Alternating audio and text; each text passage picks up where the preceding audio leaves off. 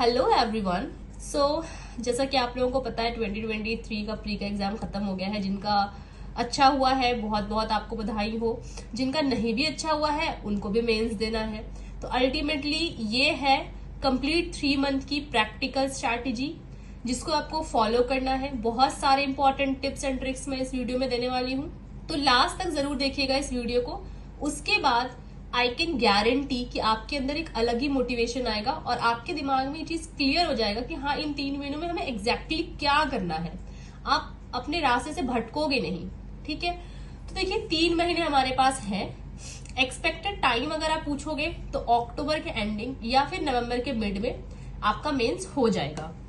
So congratulation first of all that you are going to qualify prelims.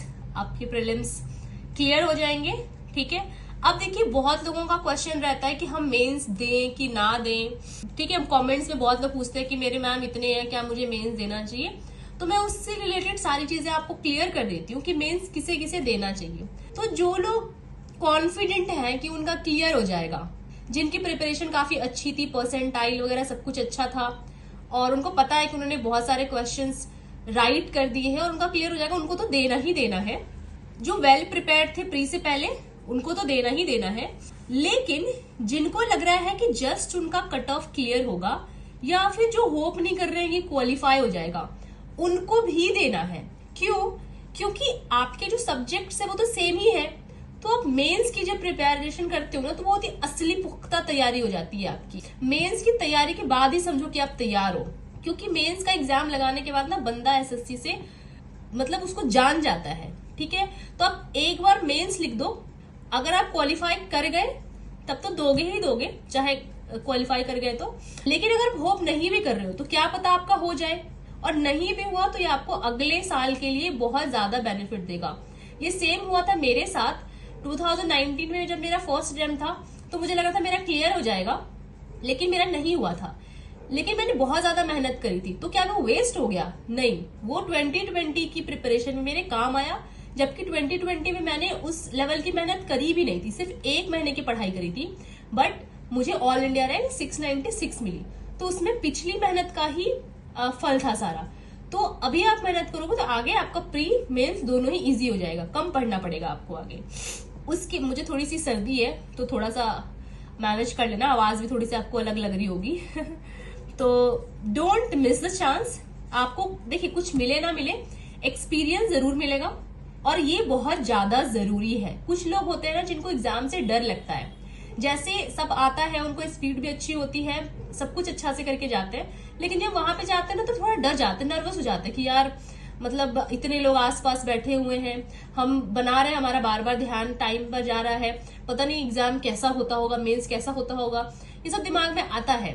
तो आप जब एक बार एक्सपीरियंस ले लोगे ना एग्जाम का, स्पेशली मेंस का, तो ये जो डर है ना आपके अंदर से ये निकल जाएगा। फिर आपका ध्यान भटकेगा नहीं एग्जाम हॉल में। तो ये बहुत ज्यादा जरूरी है, ये आपका डर निकल जाएगा और एक कॉन्फिडेंस आ जाएगा, क्योंकि आपको लगेगा भाई मैं एक बार तो मैंने एक्सपीरियंस ले रखा है। तो वो एक कॉन्फिडेंस आपके साथ रहेगा जो आपके अगले एग्जाम में एकदम डबल कर देगा आपकी स्पीड को, आपके कॉन्फिडेंस लेवल को। देखिए बेनिफिट होगा आपको नेक्स्ट अटेम्प्ट के, जैसे कि मैंने अपनी स्टोरी बताई कि मेरे को कैसे फायदा हुआ था। मेरा फर्स्ट अटेम्प्ट में क्लियर नहीं हुआ था, बट फिर भी मुझे उसका फायदा मेरे नेक्स्ट अटेम्प्ट में मिला था। तो जिनके भी दिमाग में ये डाउट है कि हमें देना चाहिए कि नहीं देना चाहिए, आपको देना ही चाहिए। दूसरा डाउट आना ही नहीं चाहिए आपके दिमाग में, क्योंकि इससे फायदा ही फायदा है, नुकसान कुछ भी नहीं है। नेक्स्ट देखिए, कुछ लोग कह रहे हैं कि सीजीएल 2023 की कट ऑफ कितनी जाने वाली है, तो इसके बारे में आपको लास्ट में बताऊंगी अच्छे से। अभी मेंस के बारे में अच्छे से पहले क्लियरली डिस्कस कर लेते हैं। देखिए सबसे पहले तो आपको ये जानना है कि इन 3 महीनों में आपका गोल क्या है।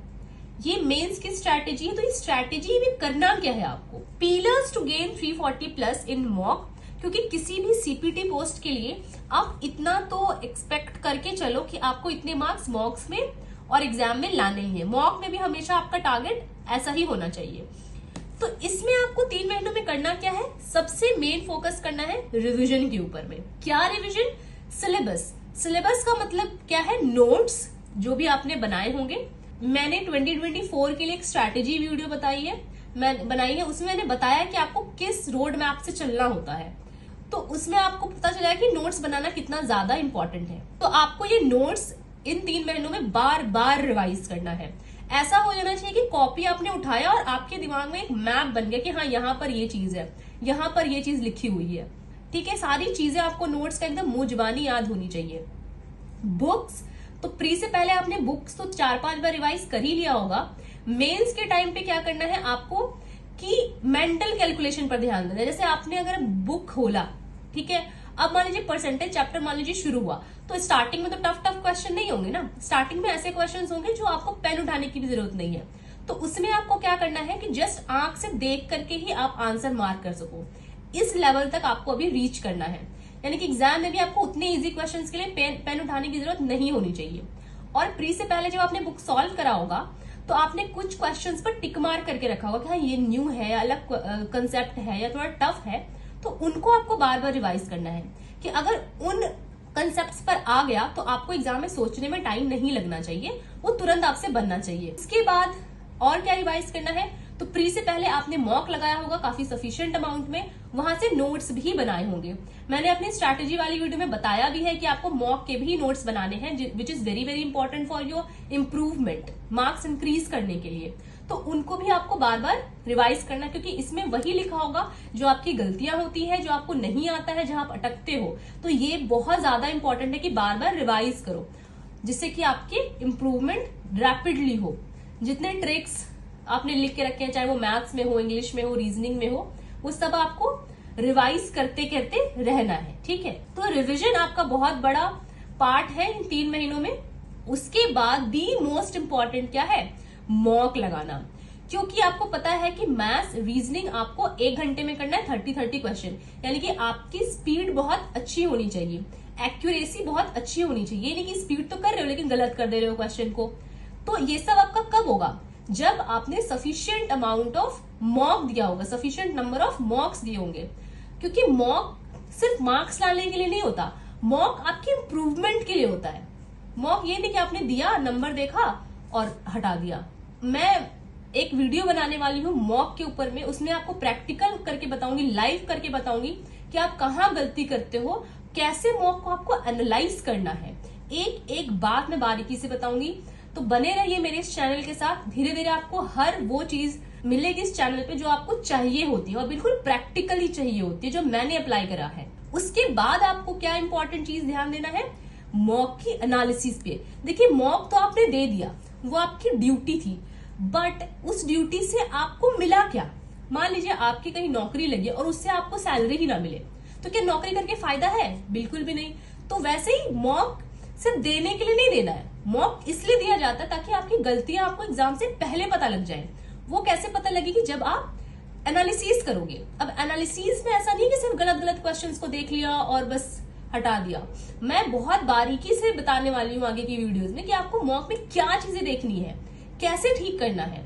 तो मॉक एनालिसिस जो है वो मंत्र ऑफ इम्प्रूवमेंट है, यही मेन होता है, और इसके ऊपर वीडियो जल्द ही आएगी। इसके बाद आपको एनालिसिस में क्या देखना है, स्किपिंग आर्ट को प्रैक्टिस करना है, टाइम मैनेजमेंट देखना है, मिस्टेक्स देखने हैं। मैं बताऊंगी वीडियो में कैसे। उसके बाद आपको क्या करना है, इन 3 महीनों में सिटिंग प्रैक्टिस करनी है। देखिए 2 घंटे ना बैठना और बैठ करके कंसंट्रेशन करना, क्योंकि 2 घंटे आप लगातार क्वेश्चंस कर रहे होगे। ये प्रैक्टिस होनी चाहिए। मॉक में आप करते रहोगे तो प्रैक्टिस होती रहेगी। फिर और क्या करना है, स्पीड पर ध्यान देना है। आपको पता है कि मैथ्स रीजनिंग आपको करना है 1 घंटे के अंदर 30 क्वेश्चंस, यानी कि आपकी स्पीड बहुत अच्छे लेवल की होनी चाहिए दोनों ही सब्जेक्ट्स में। ठीक है, तो आपको स्पीड पर ध्यान देना है। सिलेबस कंप्लीट करना, क्वेश्चन सॉल्व करना, ये सब तो आपने प्री से पहले कर ही लिया होगा। अब आपको इन सब चीजों पे ध्यान देना है, एक्यूरेसी पर ध्यान देना है। मेरा यहाँ पे बहुत गड़बड़ होता था। होता क्या था कि मैं क्वेश्चन स्पीड करने के चक्कर में बहुत जल्दी जल्दी करने की कोशिश करती थी, तो मैं ऑप्शंस में कभी कभी जल्दी जल्दी देख करके गलत ऑप्शन मार्क कर देती थी। तो आपका कंसंट्रेशन लेवल इतना हाई होना चाहिए, स्पीड करो लेकिन गलत मत करो, वरना तो फिर नुकसान ही है। ठीक है, तो एक्यूरेसी पर ध्यान देना है। और कौन कौन सी गलतियां हो रही है, एक्यूरेसी क्यों नहीं बन पा रही। हमेशा ही आपको अपनी एक्यूरेसी 96% प्लस रखनी है। ठीक है, एक्यूरेसी आपकी कम नहीं होनी चाहिए। जितना बनाओ भाई सही बनाओ। ठीक है, इसके बाद कुछ चीजें बहुत ज्यादा इंपॉर्टेंट है कि आपको कूल माइंडसेट बनाने में ध्यान देना है। क्योंकि जब आप एग्जाम हॉल पे जाओगे ना, तो जो न्यू बिगिनर्स है वो तो बिल्कुल ही डर जाते हैं कि भाई इतने सारे लोग, इतना कंपटीशन, पता नहीं कौन क्या पढ़ के आया है, मैंने सब कुछ पढ़ा है कि नहीं, मैं तो नया हूं, बाकी लोग तो 2-3 साल तक करे। तो पता है बहुत बार ये गलतफहमी लोगों को हो जाती है कि जो 2-3 साल तक पढ़ ली उनको ज्यादा आता होगा। अरे वो ज्यादा मूर्ख है आपसे। आप बिल्कुल फ्रेश हो ना, आपने न्यू सारी चीजें सीखी है, तो आपको ज्यादा पता है उनसे। तो इस चीज से कभी मत डरिएगा कि आप नए हो, पहला अटेम्प्ट दे रहे हो, बाकी तो 2-3 अटेम्प्ट दे रहे हैं। उनका एक्सपीरियंस भले ज्यादा अच्छा हो गया, लेकिन वो पढ़ के बोर हो चुके हैं। ठीक है, तो आपका फ्रेश माइंड ज्यादा काम करता है, लेकिन उनका क्या बेनिफिट है कि उनका एक्सपीरियंस हो गया ना, तो उनको डर कम लगता है। ठीक है, इसीलिए मैंने कहा कि जिनको डाउट है कि उनका क्लियर नहीं भी होगा इस बार, तो भी मेंस में जाओ, ताकि आपका ये डर हट जाए। उसके बाद आपको कॉन्फिडेंस गेन करने पर ध्यान देना है। तो देखिए, यही एग्जाम क्लियर कराएगा ultimately, and this is very very true. आपको सब कुछ आता है, स्पीड है, सब कुछ है, लेकिन आप नर्वस हो जाओगे ना एग्जाम में, आप सोचते ही रह जाओगे और टाइम पार हो जाएगा। 2 घंटे एग्जाम में ऐसे पार होते हैं, लगता है आप बैठे और उठ गए। ठीक है, तो आप जब कॉन्फिडेंट नहीं होगे ना, तब आप कंसंट्रेशन के साथ नहीं बना पाएंगे। आपका दिमाग ऐसा आसपास चलता रहेगा, आसपास क्या चल रहा है, कोई मुझसे ज्यादा तो नहीं बना रहा, यार मैं गलत तो नहीं कर रहा। कभी कभी मेरे साथ तो ऐसा भी होता था, मेरा कॉन्फिडेंस लेवल स्टार्टिंग में इतना ज्यादा लो था कि मैं क्वेश्चन बना लेती थी, फिर मैं चेक करती थी, मतलब मॉक के टाइम भी चेक करती थी, समझ लो डबल टाइम लगा दे रही मैंने एक क्वेश्चन मान लो बनाया 30 सेकंड, फिर मैं उसको चेक करी, गलत तो नहीं कर दिया, कहीं मैं ऑप्शन गलत तो नहीं लगा रही। आपके अंदर प्रैक्टिस करते करते, रिविजन करते करते इस लेवल का कॉन्फिडेंस होना चाहिए कि मैंने बनाया है और एक बार में सही बनाया है। ये कॉन्फिडेंस आपके अंदर आएगा। कैसे आएगा? मॉक दे दे के, रिविजन कर करके। ठीक है, उसके बाद पेशेंस होना चाहिए। ये बहुत ज्यादा इंपॉर्टेंट इन 3 महीनों में, क्योंकि बहुत बार ऐसा हुआ कि आपके एग्जाम मॉक्स में अच्छे मार्क्स नहीं आएंगे। ठीक है, बहुत बार डिमोटिवेशन आएगा, लेकिन पेशेंस रखना है कि हाँ अच्छा होगा, अगर मैं करता रहूंगा तो मेरा अच्छा होगा ही होगा। Fight with fear. देखिए होता क्या है कि जैसे मान लीजिए आपने पहला सेट दिया रीजनिंग और मैथ्स का, उसके बाद आप इंग्लिश जीएस में गए, तो मोस्टली होता क्या है कि मान लीजिए आपका पहला सेट खराब चला गया, तो आप में डर आ जाता है कि अगला भी खराब जाएगा, मूड खराब हो जाता है आपका। लेकिन इस चीज को टैकल करना आपको सीखना पड़ेगा। वो आप कैसे समझोगे? मॉक दे करके, कि अगर आपका कोई सब्जेक्ट खराब भी हो गया, तो उसके बाद आने वाला सब्जेक्ट को आप फ्रेश माइंड से करो। उस डर के साथ मत करो कि यार वो खराब हो गया तो ये खराब होगा ही होगा, मतलब तो मूड खराब हो गया। ठीक है, तो मेरे साथ क्या हुआ था कि जब मैं मेंस दे रही थी, तो हमारे टाइम पे मैथ्स इंग्लिश आता था मेंस में 200 नंबर का, तो मेरा मैथ्स का पेपर थोड़ा सा खराब हो गया था। लेकिन जब मैंने इंग्लिश दिया ना, मैंने बिल्कुल फ्रेश माइंड से दिया। मेरे दिमाग में थोड़ा परेशान थी कि हाँ मेरा गलत हो गया, लेकिन जो बीच में 2 घंटे का ब्रेक मिलता था हमें, मैंने अपने आप को बिल्कुल रिफ्रेश किया कि नहीं, मेरा मैथ्स खराब हो गया, लेकिन मेरा अब इंग्लिश खराब नहीं होना चाहिए। तो ये चीज भी आपको सीखनी है मॉक के थ्रू, कि भले आपका एक सब्जेक्ट खराब हो जाए, दूसरे पर उसका इम्पैक्ट नहीं पड़ना चाहिए। इसके बाद आपको क्या करना है इन 3 महीनों में? टाइपिंग प्रैक्टिस करनी है। इसको आप बिल्कुल भी हल्के में मतलब कि यार टाइपिंग ही तो हम कर लेंगे। 30 WPM की रिक्वायर्ड होती है, तो एटलीस्ट आपको 40+ का टारगेट रखना ही होगा। आप सोचोगे 30 करके जाओगे, वहां पे बहुत सारे डिस्टर्बेंस होते हैं। जिन्होंने पहले दिया है टाइपिंग का एग्जाम, तो उनको पता होगा वहां पे होता क्या है कि आप जब जैसे मानो दे रहे हो टाइपिंग, अब आप समझो कि वहां पर 200 बच्चे एक साथ टाइपिंग बैठ करके दे रहे हैं। एकदम से टाइम स्टार्ट हुआ, सबने स्टार्ट कर दिया टाइपिंग, वहां पर बहुत शोर होने लग जाता है तुरंत में, एकदम से तड़क तड़क तड़क तड़क, मतलब बहुत आवाज आने लग जाती है। तो उसमें वही बंदा कर सकता है जिसका फोकस बहुत अच्छा हो टाइपिंग में, नहीं तो वो कर भी लेगा ना तो बहुत गलत कर देगा, जैसे लाइंस छोड़ देगा, स्पेलिंग गलतियां कर देगा। ठीक है, तो इसीलिए टाइपिंग आपको बहुत अच्छे से प्रैक्टिस करनी है, और आपको हमेशा 10 WPM ज्यादा लेकर के चलना, कि वहां पर अगर थोड़ा कुछ गड़बड़ होता भी है, जो कि होगा, आप थोड़ा सा स्पीड कम होता ही होता है, तो भी आपका 30 पहुंच जाए। तो अभी से शुरू करो, क्योंकि अगर आप बिगनर हो तो 3 महीने लग जाते हैं टाइपिंग सीखने में। इसके बाद देखिए कंप्यूटर है, ये क्वालिफाइंग है बट टेरिफाइंग है। इसका मतलब है कि कंप्यूटर भले क्वालिफाइंग है, लेकिन अगर आप इसमें अच्छे मार्क्स नहीं लाते तो आपको अच्छी पोस्ट भी नहीं मिलेगी। ठीक है, तो आपको 30 मार्क्स से 25 मार्क्स तक का आपको मतलब वो लेके चलना है, अपना टारगेट लेके चलना है कि इतना मुझे लाना है। ठीक है, अब कंप्यूटर कहाँ से पढ़ोगे? तो तो आप यूट्यूब में सर्च कर दो कंप्यूटर फॉर एसएससी सीजीएल, आपको वीडियोस बहुत ज्यादा मिल जाएगा। जो सबसे ज्यादा व्यूड है, जिनके रिव्यू कमेंट्स अच्छे हैं, आप उनको पढ़ लो। आप प्रीवियस ईयर क्वेश्चंस देख लेना पहले, तो आप वीडियो जब देखोगे तो देख लेना कि वो रेलेवेंट है कि नहीं, उनसे मिलता हुआ पढ़ा रहे हैं कि नहीं, ठीक है। तो आप इस तरह से कंप्यूटर सब्जेक्ट को कंप्लीट कर लेना। तो कंप्यूटर भी आप लगभग 1 घंटा डेली पढ़ना शुरू कर दो अभी से। इसके बाद देखिए डबल योर एफर्ट्स। देखिए होता क्या है कि प्री तक तो बहुत सारे बच्चे ना फॉर्म वैसे ही भर देते हैं, सोचते हैं कि भाई देख लेते हैं, मतलब देख लेते हैं, हुआ तो हुआ, नहीं हुआ तो नहीं हुआ। लेकिन जिन्होंने प्री क्वालिफाई करा है, आप समझ लीजिए कि वो सीरियस थे, उन्होंने तैयारी करी थी, तभी उन्होंने कट ऑफ क्लियर करा है, ठीक है। तो अब मेंस में होता क्या कि सिर्फ सीरियस बच्चे बैठते हैं, तो आपको क्या करना पड़ता है, एज लेना पड़ता है। मतलब आपको थोड़ी स्पीड, अपनी जो एफर्ट्स है वो डबल कर देने पड़ते हैं, क्योंकि भैया आपकी जितना एफर्ट तो कोई दूसरा भी कर रहा है ना, आपको थोड़ी और मेहनत करनी पड़ेगी। तो आप प्री के जैसा मत पढ़िए, उससे थोड़ा ज्यादा ही पढ़िए। उसके बाद देखिए don't spend your time which is not benefiting you. जैसे कि मान लीजिए आप सोशल मीडिया देख रहे हो, Instagram, Facebook, YouTube, Telegram, WhatsApp, TV and Netflix, जो भी देख रहे हो, इनमें से कुछ कुछ चीजें तो आपको बिल्कुल ही, मैं कहूंगी, अवॉइड करना। जैसे कि टेलीग्राम तो काम की चीज है, व्हाट्सएप भी काम की चीज है, यूट्यूब भी काम की चीज है, फेसबुक तो बिल्कुल ही बेकार चीज है। इंस्टाग्राम पर आप देख सकते हो मोटिवेशनल वीडियोस, जैसे और आप जब मोटिवेशनल वीडियोस बहुत सारे रील्स देखोगे तो सिर्फ आपके पास मोटिवेशनल वीडियोस ही आएंगे। और सब कोई कहते हैं ना कि बिल्कुल ही सोशल मीडिया छोड़ दो, तो मेरा क्या कहना है कि आप सोशल मीडिया अगर आप में इतनी हिम्मत है कि आप एक पर्टिकुलर टाइम तक सोशल मीडिया यूज कर सकते हो, जैसे अगर आपने ये चीज डिसाइड कर ली कि हाँ मुझे आधे घंटे ही सोशल मीडिया यूज करना है मजे के लिए, एंटरटेनमेंट के लिए, उसके बाद मेरे में इतनी ताकत है कि हाँ इसको मैं छोड़ सकता हूँ, अगर ये दम है तो यूज करो, और नहीं है तो सोशल मीडिया छोड़ दो, ठीक है। और इतना दम आपके अंदर होना चाहिए, इतनी डिसीजन लेने की पावर अब इस उम्र में आप में होनी चाहिए। इसके बाद देखिए टेक प्रॉपर स्लीप। होता है क्या कि कुछ लोग ना पढ़ने के चक्कर में इतना ज्यादा वो फोकस्ड और हो जाते हैं कि इतना पागल हो जाते हैं कि वो सोना वोना भी मतलब अवॉइड करने लग जाते हैं, कि रात में कभी भी नींद खुली तो पढ़ने ही लग गए।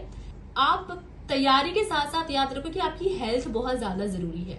आप जब तक अपनी नींद पूरी नहीं करोगे, दूसरे दिन आप उतना फोकस के साथ नहीं पढ़ पाओगे, आपका दिमाग बायोलॉजिकली उतना रिटेंशन पावर नहीं रख पाएगा। तो ये बहुत ज्यादा जरूरी है कि आप सो आराम से। तो 8 घंटे की नींद आपको लेनी है, और पढ़ाई को ना बोझ मत बनने दो, क्योंकि ये कोई 1-2 दिन की बात नहीं है कि आप बोझ उठा लोगे। 3 महीने आपको लगातार पढ़ना है भाई, और ऑलरेडी आप प्री से पहले पढ़ रहे थे 8 महीने, तो एंजॉय करके पढ़ो। मतलब सोने के टाइम सो, एंटरटेनमेंट के टाइम एंटरटेनमेंट करो, पढ़ने के टाइम पढ़ो, ठीक है। तो एंजॉय करके पढ़ो, लोड मत लो। Take breaks when required. कभी बहुत, जैसे मान लीजिए आप 10 दिन लगातार पढ़ लिए, अब आपको एक दिन ऐसा हुआ कि यार आज नहीं पढ़ता हूँ, थोड़ा ब्रेक ले लेता हूँ, तो ले लो, कोई दिक्कत नहीं है इसमें। 1 से 2 दिन का ब्रेक आप बीच में ले सकते हो। नेक्स्ट है take care of your health also. This is very important. इसको आपको अवॉइड नहीं करना है, क्योंकि मान लीजिए आपने, जैसे मेरे साथ हो गया था, मैं इतना ज्यादा मतलब रात में पढ़ने लग गई थी कि पूरी रात पढ़ती थी और दिन में पूरा दिन सो जाती थी। तो होता क्या था कि मेरे ब्रेकफास्ट, लंच, सब मील स्किप होने लग गया था, ना तो वाटर इनटेक होता था, तो मेरी बहुत ज्यादा तबियत खराब होने लगी, मैं बिल्कुल दुबली पतली सी हो गई थी। तो एग्जाम के टाइम ही मेरी तबियत ज्यादा खराब होने लगी थी, मेन से पहले तो मेरी बहुत ज्यादा तबियत खराब हो गई थी। तो ये आप याद रखो कि अगर आप अभी अपने हेल्थ पे ध्यान नहीं दे रहे हो, और मान लो एग्जाम के टाइम पे आपकी हेल्थ बहुत ज्यादा खराब हो गई, तो आपका मेहनत तो सारा धरा का धरा रह जाएगा। तो इसीलिए हेल्थ पर ध्यान देना, ज्यादा नहीं तो कम से कम आपको खाना पीना सब टाइम पे करना है, सोना टाइम पर, इतना तो आप कर ही सकते हो, ठीक है। सो फ्रेंड्स, नेक्स्ट आपको क्या करना है इन 3 महीनों में कि अवॉइड नेगेटिव पीपल, जैसे कि मैंने आपको अपनी स्ट्रैटेजी वाली वीडियो में भी बताया था, तो इसका भी ध्यान रखना है। और ऐसे लोगों के बीच ही रहो जो आपको थोड़ा मोटिवेशन देते हो। कोई भी ऐसा बंदा जो आपको कह दे आकर के कि यार एग्जाम बहुत टफ हो गया है, अब तो नहीं निकलेगा, कंपटीशन बहुत टफ है, मतलब जिससे आपका जो डिस्ट्रैक्शन आ जाए, तो ऐसे लोगों से थोड़ा दूरी रहो। नेक्स्ट चीज जो है, आप ready to fail not in exam but in mock, कि आप कि हमेशा ऐसा नहीं होगा कि आज मान लो कि 390 में से 300 आए हैं तो कल 310 आ जाएगा, फिर 320 आ जाएगा, ऐसा नहीं होगा। आपके मार्क्स फ्लक्चुएट करते रहेंगे, डिपेंड करता है कि आपके मॉक का लेवल क्या है, कितना रेलेवेंट है। तो अगर आपके कभी कम आ जाए तो आपको बिल्कुल ऐसा नहीं कि डिमोटिवेट होकर के गिव अप भी कर देना है। आपको लगे रहना है और इम्प्रूवमेंट पर ध्यान देना है कि क्यों कम आए हैं। अगर आपके कभी ज्यादा आ जाए तो ये नहीं कि आप ब्रेक ही ले लो, एक हफ्ते तक पढ़ो ही ना ज्यादा खुश होकर के, तो ये चीज आपको नहीं करना है। Ready to do boring stuffs. सबसे ज्यादा बोरिंग तो है कि आपको मॉक से जो नोट्स बनाने हैं कि जो जो क्वेश्चंस आपके गलत हो गए आप उनको वापस से लिख रहे हो। तो ये मेरे लिए तो बहुत ज्यादा बोरिंग था। मुझे कभी कभी लगता था कि यार मैं ज्यादा तो मेहनत नहीं कर रही हूँ, हो सकता है लोग ज्यादा ये सब ना कर रहे हो, मैं टाइम वेस्ट कर रही हूँ, बट ऐसा नहीं होता है। आप जब लिखने टाइम आपको भले ही बोरिंग लगेगा, लेकिन ये आपके रिवीजन के टाइम पर बहुत ज्यादा बेनिफिशियल होगा। आपकी सारी गलतियां एक जगह कलेक्टेड लिखी हुई होंगी, तो आप जब बार बार रिवाइज करोगे तो वो गलतियां फिर आप एग्जाम में नहीं करोगे। और जो लोग ऐसा सोचते हैं कि सीधे मॉक से रिवाइज कर लेंगे, तो ये मतलब ड्रीम ये कभी नहीं हो सकता है कि आप इतने सारे मॉक्स वापस से खोलो फिर देखो क्या गलतियां थी। तो इससे अच्छा है कि आप उसका नोट बना लो। और मॉक से कैसे नोट बनाना है ये मैं आपको आगे की वीडियोस में बताऊंगी, सो इस चीज का ध्यान रखें। इसके बाद है handle your demotivation and obviously bounce back. आपको बहुत ज्यादा ब्रेक नहीं लेना है, अब इतना ज्यादा डिमोटिवेट भी नहीं होना है कि यार मेरा तो नहीं होगा, मेरे मार्क्स ही नहीं बढ़ रहे हैं। आप अगर धीरे धीरे करके एनालिसिस करके आगे बढ़ोगे तो आपके मार्क्स बढ़ना शुरू हो जाएंगे। एकदम से नहीं होता है, बट टाइम लगेगा, बट हो जाएंगे। और जब होंगे तो फिर अच्छे होने लग जाएंगे। ठीक है।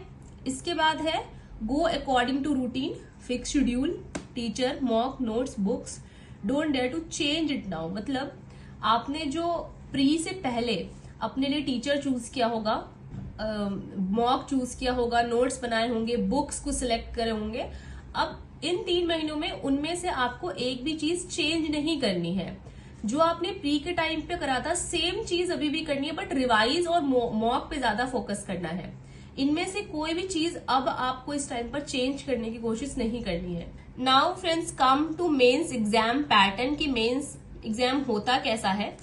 तो इसमें प्री की तरह ही 4 सब्जेक्ट्स होते हैं, maths, reasoning, English and GS. Questions maths के होते हैं 30, रीजनिंग के 30, इंग्लिश के 45 एंड जीएस के 25। तो आपको समझ में आ रहा है कि सबसे ज्यादा वेटेज किसका है, इंग्लिश का ही है। और मैथ्स सबके मार्क्स +3 ऐड होते हैं और नेगेटिव मार्किंग +1 की होती है, यानी कि 1/3 नेगेटिव मार्किंग आपकी होती है।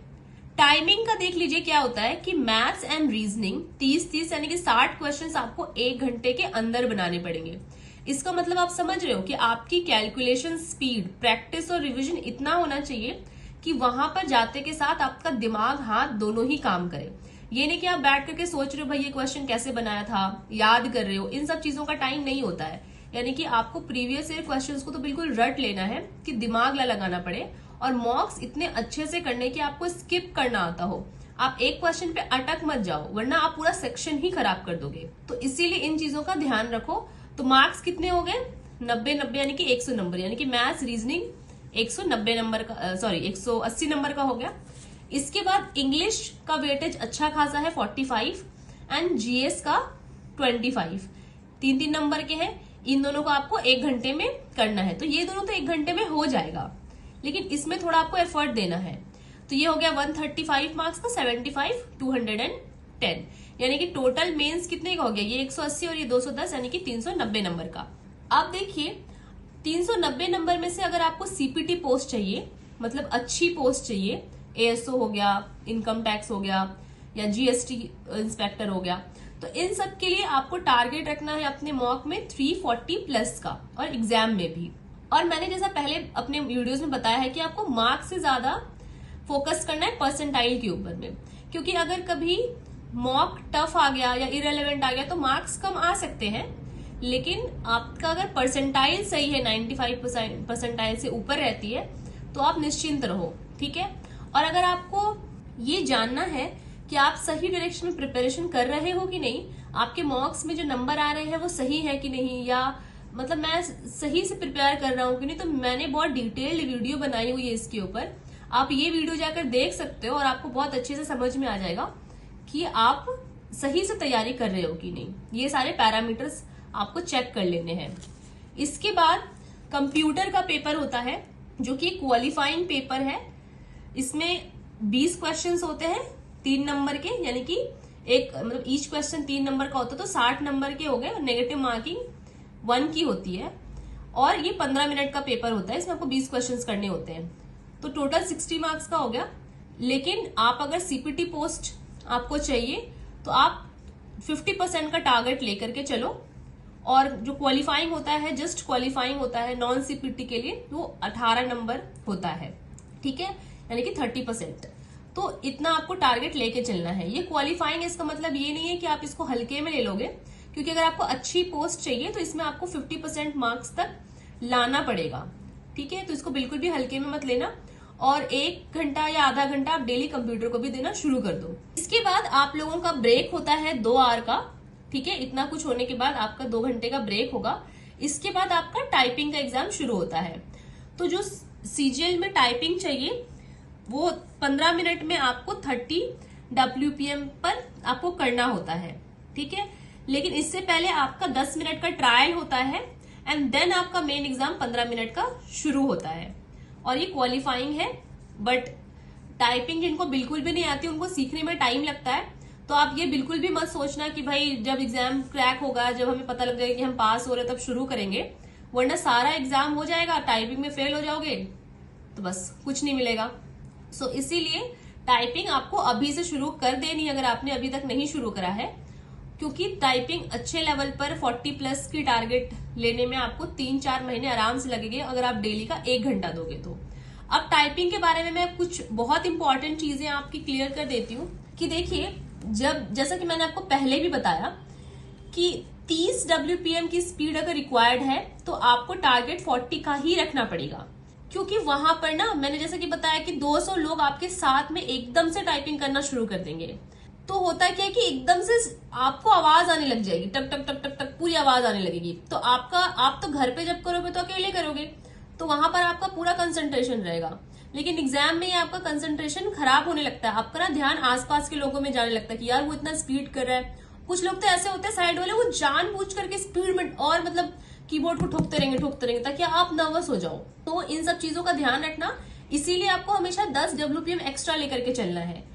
इसके बाद देखिए, आप जब घर पे करते हो टाइपिंग तो होता क्या है कि आप अपने कन्वीनियंट, अपने हिसाब से अच्छा कीबोर्ड लेते हो, स्मूथ चले, ठीक है। लेकिन वहां पर आपकी कोई गारंटी नहीं है कि आपको एक स्मूथ कीबोर्ड मिलेगा। काफी पुराने कीबोर्ड्स रखे हुए होते हैं कहीं किसी सेंटर पर, तो आप ये इंश्योर करके जाना कि कैसा भी कीबोर्ड मिले आपको अच्छे से कर लेना है। कुछ तो बहुत हार्ड कीबोर्ड होते हैं कि उनका की ही प्रेस नहीं होता है, और इतना हड़बड़ ही होता है कि आप जल्दी से चेंज भी नहीं करवा सकते, और वो पैनिक सिचुएशन अलग क्रिएट हो जाता है। तो आपकी स्पीड एक्स्ट्रा होनी बहुत ज्यादा जरूरी है। इसके बाद एक्यूरेसी का भी ध्यान रखना है कि जब भी आप टाइपिंग कर रहे हो तो आप सिर्फ ये मत देखो कि मेरी स्पीड बढ़ रही है, आप एक्यूरेट कितना कर रहे हो। ये नहीं कि कर तो लिया पूरा स्पीड में लेकिन गलत कर दिया।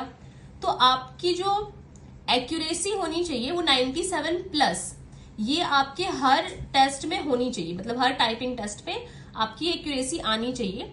होता क्या कि जैसे मान लीजिए लाइन लिखे हुए हैं और आपको उसको देख करके नीचे यहाँ पे टाइपिंग आप जो करोगे वो आ रहा होगा, तो जिनका कंसंट्रेशन अच्छा नहीं है, फोकस अच्छा नहीं, वो क्या करेंगे, लाइन ही स्किप कर देंगे, ठीक है। तो कितनी बड़ी एक्यूरेसी यहाँ पर इनएक्यूरेसी आ जाती है, आप देख लो, ठीक है। तो इन चीजों का आपको ध्यान रखना कि हम लाइन मिस ना करें, कोई वर्ड मिस ना करें, तो ये सब आपको ध्यान रखना है, ठीक है। स्पीड के चक्कर में ये गड़बड़ नहीं करना, इसकी प्रैक्टिस अभी से आपको करके जानी है, ठीक है। तो सो डोंट स्किप लाइन।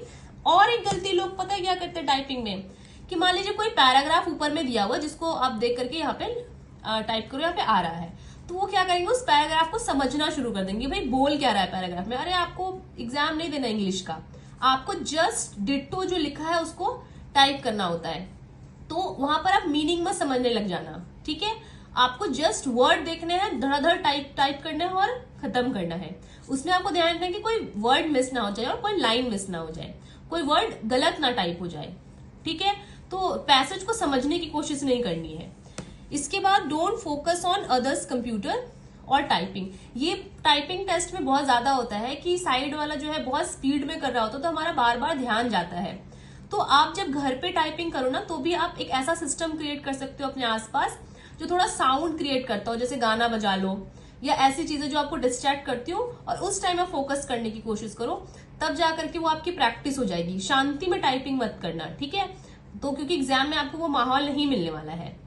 लेकिन हाँ, एग्जाम जब आप दोगे मतलब मैथ्स, रीजनिंग ये सब जब दोगे तो शांति होती है, बट टाइपिंग के टाइम पे शोर होता है काफी। इसके बाद देखिए, try to complete in 11-12 minutes, check again. आपको ये नहीं करना है कि आपको 15 मिनट दिए गए तो 15 मिनट आप टाइपिंग ही कर रहे हो लास्ट तक। आपकी जो टाइपिंग है वो 11 से 12 मिनट में कंप्लीट हो जानी चाहिए, क्योंकि उसके बाद आपको चेक करने का भी टाइम चाहिए होता है कि हम चेक कैसे करें। तो देखिए, मैं इसके ऊपर अलग से वीडियो बनाऊंगी कंप्लीट टाइपिंग के ऊपर पे, कि आपको टाइपिंग कैसे सीखनी चाहिए, कहाँ से आप सीखोगे, एक्यूरेसी आपकी कैसे अच्छी रहेगी, बाकी कैसे चेक होती है टाइपिंग, इन सब चीज के ऊपर। तो आप मेरे चैनल को सब्सक्राइब कर लीजिए, ऐसी वीडियोस आपको आगे मिलती रहेंगी।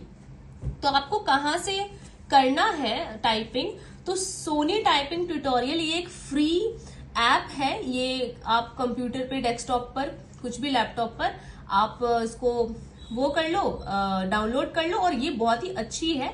इसमें फ्री में भी बहुत सारा कंटेंट अवेलेबल है जिसको देख करके आप टाइपिंग कर सकते हो, और लगभग इसका इंटरफेस एग्जाम जैसा ही होता है। तो आप इसमें एसएससी के लिए, मतलब CHSL और CGL दोनों के लिए आता रहता है, तो आप उसको लगाना शुरू कर दो।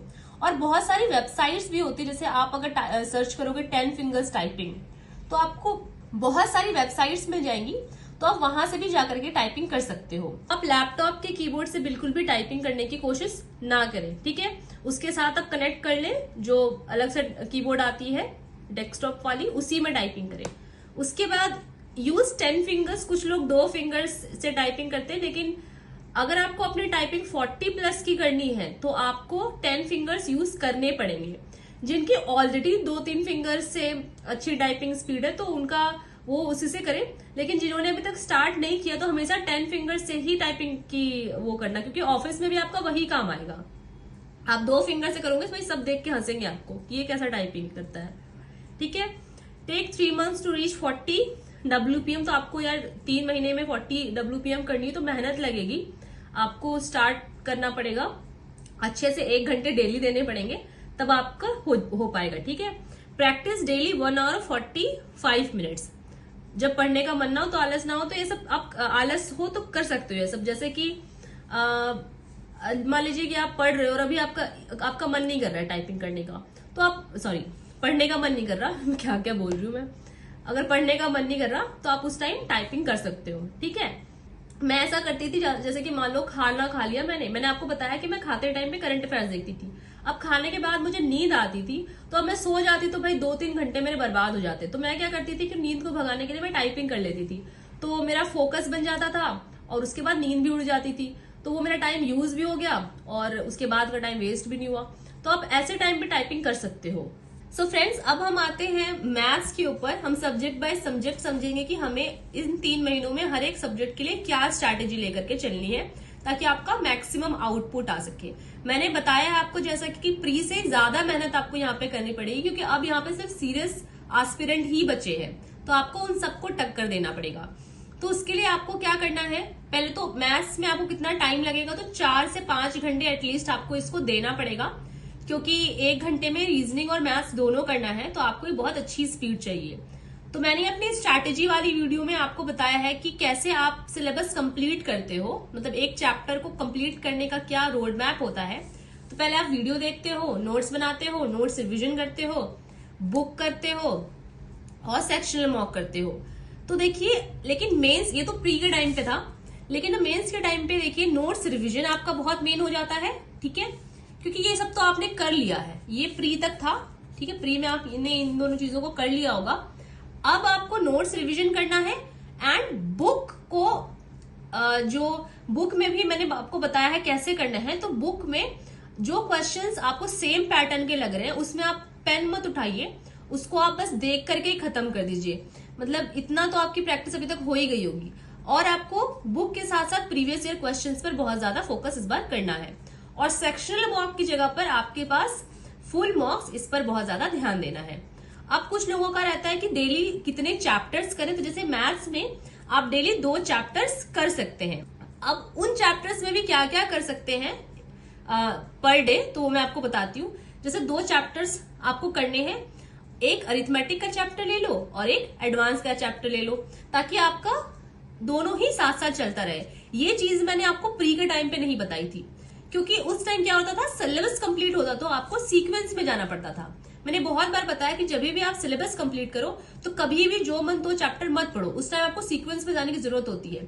लेकिन अभी आप कंप्लीटली रेडी है, काफी रिविजन कर चुके, तो अब आप कुछ भी चैप्टर बनाओगे तो उनका एक दूसरे से कोई लेना देना नहीं होगा, आपको पहले से आता होगा। तो आपको एक चैप्टर अरिथमेटिक का लेना है और एक चैप्टर एडवांस का लेना है। इसके बाद देखिए, मैंने एक एग्जाम्पल लिया है। मान लीजिए आपने टाइम एंड वर्क चैप्टर उठाया है और ट्रिग्नोमेट्री उठाया है, ठीक है, एक किसी दिन। और कहाँ से, मतलब watch my daily routine notes making and video की मैंने आपको बताया है कि revise notes of basic concept. तो आपको उस दिन क्या करना है, जिस दिन आपने इन दोनों चैप्टर्स को उठाया है, तो इनके आपने जो नोट्स बनाए होंगे बेसिक कंसेप्ट्स के नोट, कि हाँ भाई बनता कैसे है, ये फॉर्मूलाज क्या क्या है ना, तो उसको आपको रिवाइज करना है। दूसरी चीज आपको क्या रिवाइज करनी है, formula, trick and repetitive calculations, ये आपको रिवाइज करना है। उसके बाद ऑल क्वेश्चन ऑफ नोट्स, तो नोट्स जब आपने बनाए होंगे वीडियोस वगैरह देख करके, तो वहां पे बहुत सारे क्वेश्चंस लिखे होंगे, तो वो भी आपको रिवाइज करना है। ठीक है, कि एक ही दिन का बता रही हूं मैं शेड्यूल।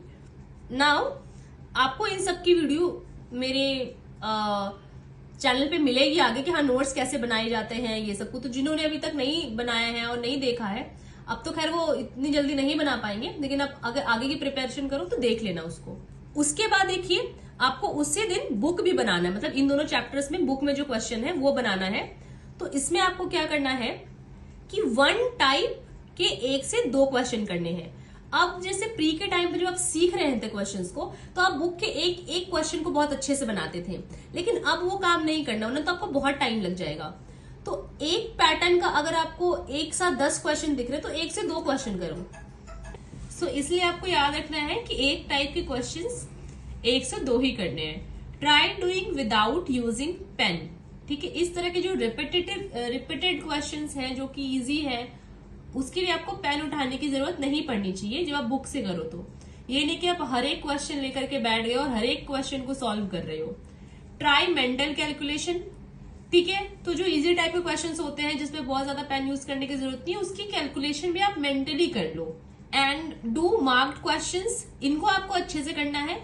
जब आपने प्री के टाइम पे बुक सॉल्व करा होगा तो कुछ क्वेश्चंस मार्क किए होंगे जो न्यू होंगे, टफ होंगे, कंसेप्चुअल होंगे, अलग टाइप के होंगे।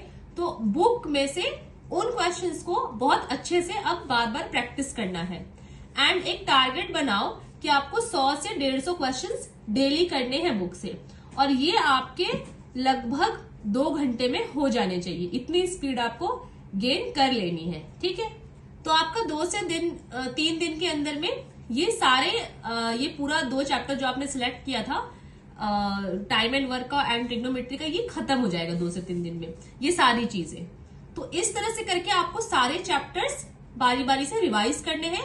और जैसे मान लीजिए ये अभी आपने 2 से 3 दिन के अंदर खत्म कर दिया, अब इसको वापस से 10 दिन के बाद में स्पीडली वापस से रिवाइज कर लो। तो उस टाइम आपको 2-3 दिन नहीं लगाना है, उस टाइम आपको 1 दिन में ही वापस से रिवाइज कर लेना है। तो इसी तरह से बार बार रिविजन करते करते आपको आगे बढ़ना है। जब ये खत्म हो जाएगा फिर आप 2 चैप्टर लेना, एक अरिथमेटिक का, एक एडवांस का, फिर उसको इसी तरह से सारी चीजें इस तरह से रिवाइज करना एंड देन आगे बढ़ना, ठीक है। तो ये हो गया notes, basic concept, formula, trick, book, ठीक है। इसके बाद आपको क्या करना है, प्रीवियस ईयर क्वेश्चंस लगाने हैं। तो वो आप कैसे लगाओगे, सबसे पहली बात तो कौन से लगाओगे, तो 2021 एंड 22 इनके जो मेंस के क्वेश्चंस है, सीजीएल, सीएचएसएल एंड सीपीयू में जो भी इनके क्वेश्चंस होंगे प्री मेंस के, ये आपको बहुत अच्छे से कर लेने हैं। पीडीएफ फॉर्म में भी करना है और मॉक फॉर्म में भी करना है। तो अगर आपने मेरी प्रीवियस वीडियो देखी है डेली रूटीन वाली, तो मैंने वहां बताया है कि पीडीएफ जो है वो आपको क्यूमैक्स या गगन प्रताप सर के टेलीग्राम चैनल, इन दोनों जगहों पर अच्छे से मिल जाएगा। तो आप कहीं से भी डाउनलोड कर लीजिए। और मॉक्स आपको कोई भी अच्छा मॉक टेस्ट है जिसमें कि previous year questions mock form में दिए हुए हैं, तो वो आपको लगा लेने हैं। तो आपको क्या करना है, तो एक दिन में आपने देखा कि 2 चैप्टर्स करने हैं, प्लस एक दिन में आपको एक previous year mock per day करना है, 4 सेट्स डेली करने हैं, ठीक है। ये भी आपको अपने डेली रूटीन में शामिल करना है। प्रीवियस ईयर का 4 सेट डेली करना है आपको पीडीएफ फॉर्म में। तो क्या होगा कि 2 चैप्टर्स आपके जैसे मैथ्स के चल रहे हैं और साथ में आपका ये जो मॉक फॉर्म में आप 4 सेट लगाओगे तो मिक्स्ड क्वेश्चन जो मतलब इंग्लिश, मैथ्स, रीजनिंग सारी चीज रिवाइज हो जाएंगे। ठीक है, इसके बाद आपको take mains mock new alternate days पर। अब जैसे आप पीडीएफ तो सॉल्व कर ही रहे हो, तो प्रीवियस ईयर क्वेश्चन तो आपका हो ही रहा है, प्लस अल्टरनेट डेज पर आप मेंस का न्यू सॉल्व करो, न्यू मॉक्स सॉल्व करो। ठीक है, और सेक्शनल मॉक भी लगाते रहो जब मूड हो, जैसे कि मान लो आप ट्रेवल कर रहे हो या पढ़ने का मन नहीं कर रहा है, खाली टाइम है, सोने से पहले मोबाइल चला रहे हो, तो उस टाइम पर आप सेक्शनल मॉक्स भी सॉल्व करते रहो। बट मेन मॉक आपका फुल मॉक के ऊपर में आपका मेन फोकस होना चाहिए। अटेम्प्ट ऑल लाइव मॉक्स, इसके अलावा जो भी लाइव मॉक्स जब भी आता है वो आपको बिल्कुल रिवाइज करना है। ये मत सोचना कि हाँ भाई मैंने जो मॉक खरीदा है उसी का हो, किसी का भी आ रहा है, कैसे भी मॉक का आ रहा है, वो आपको अटेम्प्ट करना है। तो आपको समझ में आएगा कि आपको कैसे करना है। पहले तो 2 चैप्टर्स उठाने एडवांस एंड इसके अरिथमेटिक के, उसमें के बाद आपका उसका ट्रिक, फॉर्मूला, नोट्स के क्वेश्चंस, बुक के क्वेश्चंस कैसे करने मैंने बता दिया, प्रीवियस ईयर क्वेश्चन कहाँ से करने हैं, कैसे करने हैं, पीडीएफ से करने हैं, मॉक फॉर्म में करने हैं, मैंने बता दिया। तो इस हिसाब से आपको अपना डेली शेड्यूल करना है और इन सब चीजों को शेड्यूल में इंक्लूड करके कंप्लीट करते हुए जाना है। ठीक है, इसके बाद है make notes of mock and revise on daily basis. तो जब भी आप मॉक लगाओ तो मॉक एनालिसिस आप करोगे तो उससे कुछ नोट्स बनेंगे, उन नोट्स को आपको उसी दिन रिवाइज कर लेना ताकि वो आपके दिमाग में फिट हो जाए।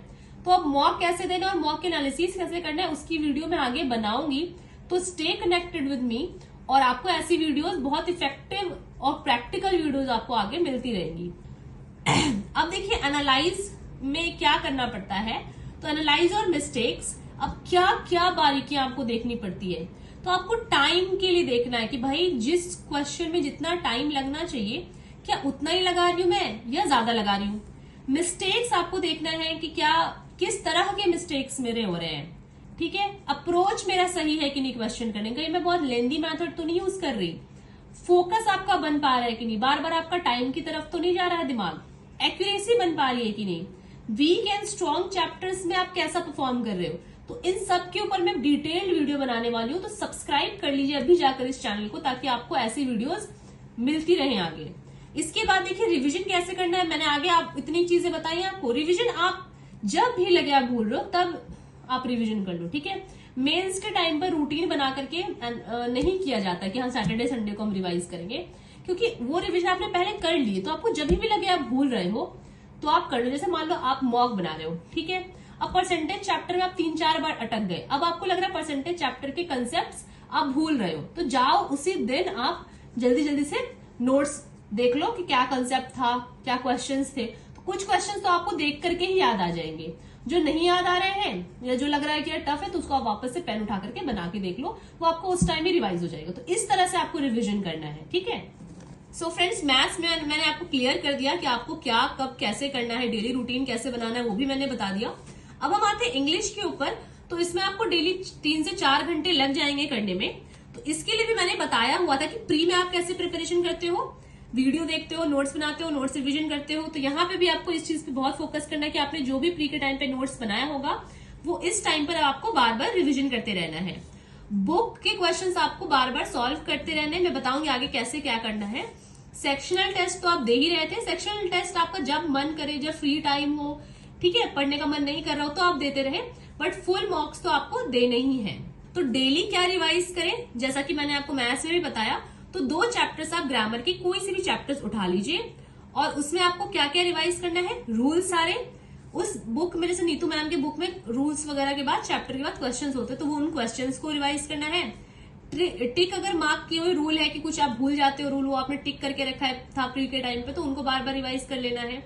ये एक दिन में आपको ये चीजें करनी है। ठीक है, डेली क्या रिवाइज करें, डेली। उसके बाद वोकैबुलरी आप 3 पेजेस कर सकते हो, याद तो आपको होंगे, प्री के टाइम आपने कर लिया होगा, अब आपको जल्दी जल्दी देख देख के ही याद हो जाएगा, आपको मतलब रिवाइज हो जाएगा। तो 3 पेजेस करने हैं both sides from all sections. मतलब देखिए नीतू मैम की जो बुक है ना उसमें कुछ ऐसे दिए हुए जिसमें ऑप्शन के साथ है वोकैबुलरी और कुछ ऑप्शन के साथ नहीं है, तो उन सबको मिला करके आपको हर सेक्शन का करते रहना है। मीनिंग ऑफ ऑल ऑप्शंस, देखिए जो क्वेश्चंस ऑप्शंस के साथ में दिए होते हैं तो ऐसा नहीं है कि जो राइट ऑप्शन है वही आपको सिर्फ मीनिंग पता है और बाकी 3 ऑप्शंस की आपको मीनिंग नहीं पता। अगर नहीं पता है तो नीतू मैम के लास्ट में मतलब जब खत्म हो जाता है वो सेक्शन तो लास्ट में पूरा ही दिया रहता है मीनिंग सारे ऑप्शंस का, तो उनको भी आप जरूर से कर लें क्योंकि क्या पता उन्हीं ऑप्शंस में से कुछ आ जाए और वो बहुत ज्यादा टफ भी नहीं होता है, तो आप उनको करते हुए जाएं। इसके बाद एंटोनिम सिनोनिम आपको दोनों 2-2 पेजेस करने हैं डेली। देखिए 2-2 पेजेस आपके हो जाएंगे क्योंकि आपने याद तो कर रखा होगा, जस्ट आपको देख के रिवाइज करना है। तो with meaning of all options, सारे ही ऑप्शंस ही करने की, ये नहीं है कि जो राइट ऑप्शन है सिर्फ उसकी मीनिंग पता है, आपको सारे ही ऑप्शंस की मीनिंग पता होनी चाहिए।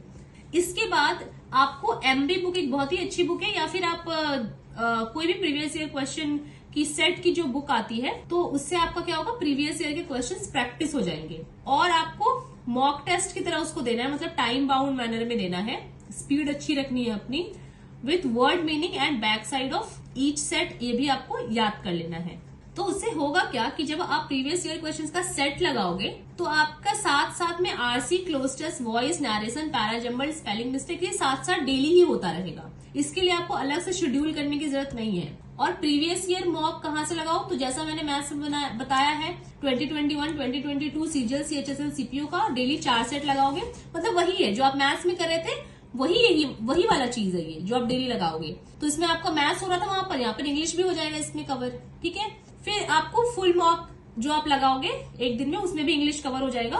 अल्टरनेट डेज पे आप न्यू लगाओगे, तो ये भी आपको ध्यान रखना, मतलब ये शेड्यूल जो है वो मैथ्स इंग्लिश के लिए या फिर सारे सब्जेक्ट के लिए कॉमन है, ये अलग से नहीं है, ठीक है। मेक नोट्स ऑफ मॉक्स और रिवाइज डेली। तो अब आपको मॉक टेस्ट से जो नोट्स बनाऊंगे उसमें क्या क्या इंक्लूड करना है, मैं इसके ऊपर डिटेल्ड वीडियो बनाऊंगी, बट अब अभी के लिए आप देख ले। न्यू वर्ड अगर आपको मिलते हैं या न्यू ईडियम मिलता है, कोई आपको लग रहा है रेलेवेंट हो, एरर क्वेश्चन कुछ हैं जो आपने रॉन्ग कर दिए हो, रेलेवेंट रूल से रिलेटेड हो, आपने गलत कर दिया तो उन क्वेश्चंस को लिख लीजिए, रेलेवेंट हो लेकिन तभी। एनी ट्रिक अगर दिया हो सॉल्यूशन में कॉम्प्रिहेंशन का, मान लीजिए कि प्रेशर है, ठीक है, अब उसके सामने ये ब्लैंक है और 3 ऑप्शन है, पुट, गिव एंड टेक, तो पुट प्रेशर यूजुअली यूज होता है। तो इस तरह के अगर क्वेश्चंस में दिया हुआ है तो ये आप नोट कर लीजिए, इसको कोलोकेशन बोलते हैं और ये सेम टू सेम एग्जाम में आने के बहुत ज्यादा चांसेस होते हैं। तो इस तरह की जो चीजें हैं वो आपको लिख लेनी है। और जैसे मान लीजिए बॉलिंग है, मतलब क्लोज टेस्ट है और कहीं पे बॉलिंग है और उसके सामने 3 ऑप्शन है, क्विक, फास्ट एंड स्पीड। तो क्विक बॉलिंग, स्पीड बॉलिंग नहीं होती, फास्ट बॉलिंग होती है। तो इस टाइप की जो चीजें वो आपको लिख लेनी है अगर मॉक में आपको कहीं मिल रहा है और आपको नहीं पता है तो। एंड रिविजन का जैसा कि मैंने बताया, जब भी आपको लगे कि आप भूल रहे हो तो आप उसको कर लिया करो, ठीक है, बीच बीच में करते रहना अपने कंफर्ट के हिसाब से रिविजन। सो ये था इंग्लिश का जो हमने डिस्कस किया कि आपको डेली 2 चैप्टर्स करने हैं, 4 set daily previous year questions के करने हैं, मॉक लगाना है, मॉक फॉर्म मतलब प्रीवियस ईयर के क्वेश्चंस मॉक फॉर्म में लगाने हैं, और अल्टरनेट डेज पर आपको एक न्यू मॉक भी मेंस का लगाना है, उसमें सब कुछ कवर हो जाएगा, मैथ्स, इंग्लिश, जीएस, रीजनिंग सब कुछ कवर हो जाएगा, ठीक है। और आपको जो 1 वर्ड सब्स्टिट्यूशन है और ये सारी चीजें हैं वो 3 पे 4 पे मैंने जो बताया वैसे करना है और 5 से डेली करने हैं, ठीक है। तो ये हो गया आपका। अब हम आते हैं यहाँ पे रीजनिंग पर। तो रिवाइज नोट्स ऑफ प्री में थोड़ा बहुत मैंने बताया था आपको कि रीजनिंग का नोट्स आपको बनाना, जहाँ पे आप फंसते हो तो उन सब का नोट्स आपको रिवाइज कर लेना है। जिनमें फंसते हो ऐसे क्वेश्चंस की वीडियो ट्रिक्स देख लो, जैसे कैलेंडर के क्वेश्चन हो गए तो ये सब खुद से तो होंगे नहीं, तो ये आपको ट्रिक्स इसका देखना पड़ेगा, वो सब देख लो। और प्री करने के बाद आपको समझ में आ गया हो क्या कि रीजनिंग में की गलती क्या हो रही है, मतलब क्या हम आप फंस रहे हो, तो उन चीजों को सही कर लेना। Revise only previous year paper, not any book, किसी बुक की जरूरत नहीं है। तो 2021, 2022 के प्री और मेंस के जितने भी पेपर्स आए हुए हैं सीजीएल, सीएचएसएल एंड सीपीओ के, तो आप इनको ही, इनमें से ही रीजनिंग प्रैक्टिस करोगे ना। जब आप ये सब सेट लगाओगे तो इसमें तो सारे ही चीज कवर होते जाएंगे आपके, ठीक है। तो ये कोई अलग से नहीं है, ये वही है जो मैथ्स के लिए, इंग्लिश के लिए, सब कुछ ये मतलब ये डेली रूटीन में कॉमन है सब में, ठीक है। उसके बाद सीपीओ का मैं बोलूंगी रीजनिंग के लिए आपको 2020, 17, 18 और 19 के सीपीओ के क्वेश्चन मस्ट चेक करने, क्योंकि इस टाइम पे बहुत अच्छे क्वेश्चन सीपीओ में आए हुए हैं जो आपको अभी के सीजन में बहुत ज्यादा हेल्प करेंगे, तो ये आप जरूर कर लेना। इसके बाद फुल मॉक से आपका रिवीजन होता रहेगा। मेन आपका रिवीजन जो रीजनिंग में होता है वो मॉक के थ्रू ही होता है। कुछ जैसे फिक्स्ड पैटर्न के क्वेश्चंस होते हैं ना, जो मतलब आपको लग रहा है कि ये जो पैटर्न है वो बार बार रिपीट हो रहा है, तो आप उनके नोट्स बना लेना ताकि वो याद रहे, और एग्जाम में अगर सेम क्वेश्चन रिपीट हो जाए तो आपको सोचने में टाइम वेस्ट ना हो। और इसमें आपको कुछ याद रखना है, रीजनिंग में कुछ चीजें आपको याद होनी चाहिए, वो आप मैथ्स में भी आपका सेम है, वो याद होनी चाहिए। कुछ फिक्स्ड कैलकुलेशन है जो बहुत बार रिपीट होती है रीजनिंग में, जैसे कि प्राइम नंबर का याद होना जरूरी है, ठीक है। जैसे कि इस तरह के जो कैलकुलेशन है जो बार बार रिपीट होते हैं मैथ्स में भी रीजनिंग में भी, तो उनका आपको याद होना चाहिए। और मैंने बताया है कि इस तरह के जो कैलकुलेशन होते हैं वो आपके अलग से पेपर पे लिखे भी होने चाहिए, जो आपको एग्जाम से पहले रिवाइज करना है, ठीक है। क्यूब्स आपको 20 तक याद होने चाहिए, स्क्वायर 50 तक एंड टेबल 20 तक एटलीस्ट याद होना चाहिए। एंड कैलकुलेशन पर आपको वर्क करना है डेली बेसिस पर, या आपकी मैथ्स रीजनिंग दोनों के लिए इफेक्टिव होगी। और आधे घंटे आप कैलकुलेशन प्रैक्टिस कर लो। तो कैसे कैलकुलेशन प्रैक्टिस करना है, अपनी मर्जी से ही कुछ नंबर्स ले लो, ठीक है, 4-5 नंबर ले लिया, अब उन्हीं के बीच में आपको addition, subtraction, multiplication, percentage, division, ये सब आपको मेंटली करना है। कोशिश करो मेंटली करने का। मतलब इनिशियली तो आप थोड़ा पेन वैन यूज करके करोगे, पेन से लिख लिया, उसके बाद आप सोच रहे हो कि हाँ क्या हो सकता है, नहीं हो सकता, कितना के आसपास आ सकता है, एटलीस्ट इतना तक आप जाओ, ठीक है। तो ये सब चीजें आप करोगे। इनिशियली आपको डिफिकल्ट लगेगा, यार नहीं हो रहा है, लेकिन आप कोशिश करो। इनिशियली मान लीजिए आपको ये कैलकुलेशन करने में लग जा रहे हैं 10 मिनट, तो धीरे धीरे करके वो टाइम कम होता जाएगा। तो कैलकुलेशन लेकिन आपको डेली बेसिस पर करते रहना है, जो आपको दोनों के लिए बेनिफिशियल होगा। इसके बाद जो ट्रिकी एंड यूजफुल लग रहे हैं ना प्रीवियस ईयर पेपर से, उनको नोट डाउन कर लो। जैसे कि मान लीजिए आप 4 सेट एक दिन में बना रहे हो, अब आपको एक पैटर्न है जो हर एक सेट में रिपीट हो रहा है, तो अब जाहिर सी बात है वो इंपॉर्टेंट है, वो आगे भी आ सकता है, तो उनको नोट डाउन कर लो। And give sectional mock. आपका जैसा मूड रहे लीजर टाइम पर, तो सेक्शनल मॉक किसी भी सब्जेक्ट का देते रहो बीच बीच में, ताकि वो जो है आपके दिमाग में बना रहे, आपका रिवीजन होता रहे। नेक्स्ट हम आते हैं मेंस के लिए आपके GK, GS and computer awareness, current affairs and computer, इनका क्या स्ट्रैटेजी होना चाहिए। तो देखिए, जैसा कि सारे ही सब्जेक्ट्स मैंने बताया कि प्री के टाइम पर आपने जो नोट्स बनाया था ना, उनको आपको रिवाइज करना है। तो जीके के टाइम पे आपने नोट्स बनाया होगा हर एक चैप्टर का, तो वो आपको रिवाइज करना है, ठीक है। और जीएस के ऊपर नोट्स कैसे बनाना है, इसके ऊपर मैं आगे स्ट्रैटेजी लेके आऊंगी। डेली रूटीन में आपको कैसे जीएस को कंप्लीट करना है, ये मैं रूटीन ला चुकी हूँ, स्ट्रैटेजी की वीडियो भी मैं ला चुकी हूँ। नोट्स बनाने के ऊपर मैं अलग से लेकर के आऊंगी वीडियो, कि नोट्स आपको कैसे बनाने हैं जीएस में और बाकी सारे सब्जेक्ट्स में भी। इसके बाद आपको सेक्शनल मॉक जो है वो बीच बीच में रिवाइज करते रहना है। जीएस के सेक्शनल मॉक बहुत इजीली रिवाइज हो सकते हैं, जब भी लीजर टाइम आपको मिले, जैसे बोर हो रहे हो या कोई काम नहीं है, पढ़ने का मन नहीं कर रहा है, सोने से पहले आप थोड़ा सा जैसे फोन निकाल के देख रहे हो, तो निकाल लो सेक्शनल हिस्ट्री का, पॉलिटी किसी का भी, आप वो दे दो, तो उससे क्या होगा, आपका रिवीजन होता रहेगा। या ट्रेवलिंग के टाइम पे आपका मन नहीं कर रहा, तो वैसे निकालो सेक्शनल मॉक किसी के भी सब्जेक्ट का दे दो, फिर आपका उसका एनालिसिस कर लेना, क्या गलत हुआ क्या सही हुआ, ठीक है। तो आप इस तरह से जीएस का सेक्शनल मॉक जब मन तब दे सकते हो। इसके बाद रिवाइज फ्रॉम बुक, तो आपका बुक से टॉपिक वाइज जो इम्पोर्टेंट आपका सेक्शन है, जैसे पॉलिटी का हो गया, हिस्ट्री का हो गया, तो ये बीच में बुक से भी बार बार रिवाइज करते रहो। आपको क्वेश्चन याद तो होंगे ही, जैसे आपने प्री में करा होगा याद, तो बीच बीच में उनको रिवाइज करते रहो। तो ये सारी चीजें आपके डेली रूटीन में इंक्लूडेड होनी चाहिए, ठीक है। इसके बाद है रिविजन, मॉक से होता रहेगा आपका डेली। तो डेली जैसे कि मैंने बताया कि आपको एक मॉक देना है, उसमें क्या होगा, मैथ्स, इंग्लिश, रीजनिंग और जीके, ये सब कुछ कवर हो जाएगा आपका, ठीक है। तो आपको ये आपका रिवीजन होता रहेगा। रिवाइज जब भी भूल रहे हो, लगा आपको ऑप्शन, देखिए होगा क्या कि आपको जीएस उस तरह से रिवाइज नहीं करना है, मतलब एकदम रट्टा नहीं मार लेना है, क्योंकि वहां पर आपके पास ऑप्शन होगा, तो एटलीस्ट इतना याद हो कि ऑप्शन देख करके आपको आंसर याद आ जाए, ठीक है, इतना एटलीस्ट आपको याद होना चाहिए। उसके बाद जीएस के लिए, करंट अफेयर्स के लिए ये है कि आपको डेली करंट अफेयर्स की वीडियो देखनी है, ठीक है। एटलीस्ट 6 मंथ्स प्रीवियस का देखना है, तो प्री से पहले तो आपने कर रखा होगा, जो भी बच रहा होगा उस टाइम पे आप 6 मंथ का कर लो। मैं राहुल सर की वीडियोस देखा करती थी अपने टाइम पर, तो वो चीज आपको आप ये देख लीजिएगा, क्योंकि ये मुझे बहुत इफेक्टिव लगी थी। वो बहुत ही सिंपल नॉर्मल लैंग्वेज में बताते हैं, तो मुझे अच्छा लगता था, ठीक है। Watch weekly and monthly compilation, तो राहुल सर जो है, कोई भी टीचर जो करंट अफेयर्स कराते होंगे, वो वीकली कंपाइलेशन की भी वीडियो डालते होंगे और मंथली कंपाइलेशन की भी। लेकिन मैं पीडीएफ नहीं पढ़ती थी, लेकिन अगर आपको नेसेसरी लग रही है कि आपको पढ़ना है, तो आप पीडीएफ भी मंथली और वीकली कंपाइलेशन की पढ़ लिया कीजिए, okay. Watch daily videos from YouTube and make notes then revise on daily basis. आधे घंटे से 40 मिनट्स तक ये आपको करना है, ठीक है, इससे आपका करंट अफेयर्स बहुत अच्छा हो जाएगा और करंट अफेयर्स अगर कोई क्वेश्चन आएगा तो आपका नहीं छूटेगा। अब देखिए, मैंने आपको सारी चीजों के लिए बता दिया है कि आपको मैथ्स में क्या करना है, इंग्लिश में क्या पढ़ना है, जीएस और रीजनिंग वगैरह में क्या पढ़ना है। आपको उस हिसाब से अब अपना डेली रूटीन सेट करना है, ठीक है, और इन चीजों को कंप्लीट करते हुए जाना है।